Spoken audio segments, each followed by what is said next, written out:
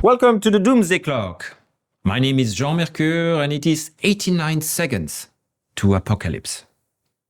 For those who are not familiar with the term, the Doomsday Clock was invented in the late 1940s and was supposed to be a warning signal to the destruction of humanity through nuclear apocalypse. The closer we get to midnight, the closer we are to final disaster. Back in 2015, we were 3 minutes to midnight. Now, only 89 seconds. Let's have a quick glance at the world of international politics. Perhaps we'll find reasons to cheer ourselves up and find the causes that may bring the Doomsday Clock back. The three most powerful men in today's world are Donald Trump, Vladimir Putin, and Xi Jinping.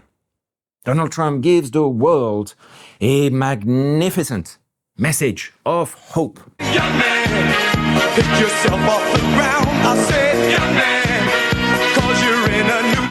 It is, after all, possible to be born of money, be so useless that you go bankrupt 6 times, including in the casino money laundering business, a world premiere. Have no taste and be the laughingstock of the jet set. Openly declare that you do everything in your power not to pay your taxes, yet find a substantial number of people stupid enough to elect you president. Not once, but twice! Even after a miserable first term, a catastrophic management of a global pandemic, a failed coup attempt, and a series of crimes and felonies that are now dusted off in the bins of history, or what's left of it. So yes, it's a message of hope. For all criminals of this world, I guess, the US of A remain a land of opportunity. He is French! Vladimir Putin, entering soon the 4th year of his 4-day special intervention in Ukraine, finds that it is more difficult to get rid of the nation that produced the finest boxers in the world, Usyk, Lomachenko, the Klitschko brothers, than poisoning political opponents in your jails or on the bench of an English provincial town. Word of warning for all, manage your expectations. Aim low and you won't disappoint. So, what kind of world do we live in if in this triumvirate of most powerful men in the world, the Chinese president acts as the most normal one? I'm not man. Yes, I am. The most stable one. And that's after having cleaned all opposition and organized a forever presidency. Oh well. But enough with worrying about politics.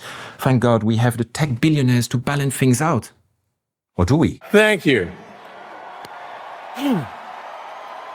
Well, we have Elon Musk, who is convinced that AI will overcome humanity unless we cyberize ourselves with computer chips in our brains, because AI is not burdened by the weakness of empathy.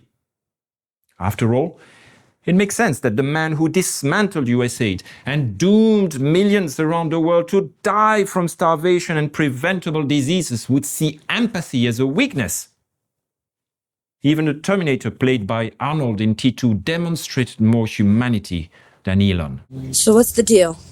My mission is to protect you. Some would say, hasta la vista, Elon, but not the board of Tesla's. Oh no! The board of directors of Tesla, recognizing Elon's brilliant involvement in the world of politics, his beautiful Nazi saluting, and remarkable funding of all extreme rights in Western democracies, all of which put in disrepute the brand of Tesla and caused a staggering decline of sales of the electric cars.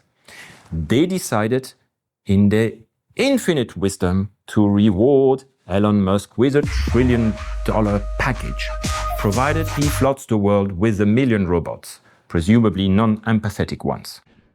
Please be my friend. We also have Mark Zuckerberg, the man with no friends, who with his social media empire has redefined for the new generations what friendship should be, leading to proliferation of online trolling, predatory behaviors, mental health issues for teens, and a new generation that skips sex and everything real for the pleasure of exchanging emojis. When I look at Mark Zuckerberg, I wish his parents had done the same. Perhaps I could go back and use the Back to the Future DeLorean car and offer Mr. and Mrs. Zuckerberg a condom or two. Marty, we need to go back with condoms. Last but not least, we have Sam Altman. I continue to believe there will come very powerful models that people can misuse in big ways. The guru of OpenAI and one of the main drivers for the development of AI. He's building a future trillion-dollar company with massive amounts of tech and hype, and reminds us that we should really worry. He has no clue what he's unleashing. Sam Altman is to AI what Mickey Mouse is to the sorcerer of Fantasia, an inept apprentice. With this lot, what could possibly go wrong? Are we facing our doom ever faster? Fear not. There is a solution, and we owe it to the late Jane Goodall. She graced the planet for 91 years, bringing us ever closer to understanding our fellow chimpanzees through the acknowledgement that they may have more intelligence and humanity than some human specimens. Talking about which, this is what Jane Goodall had to say. Absolutely, there are people I don't like. And I would like to put them on one of Musk's spaceships and send them all off to the planet he's sure he's going to discover. Would he be one of them? Oh, absolutely. He'd be the host. And you can imagine who I'd put on that spaceship. Who? Along with Musk would be Trump and some of Trump's real supporters. And then I would put Putin in there. And I would put President Xi. I'd certainly put Netanyahu in there and his far-right government. Put them all on that spaceship and send them off.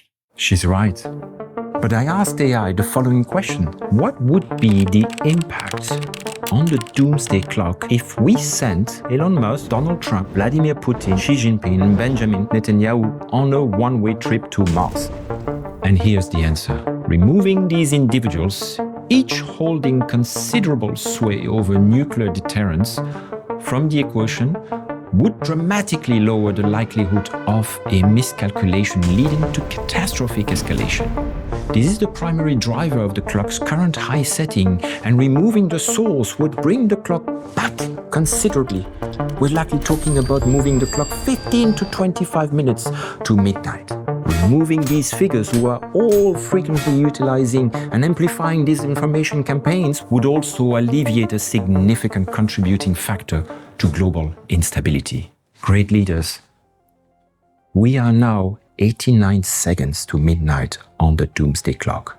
But if you listen to this and want to move the clock back, you know what you have to do.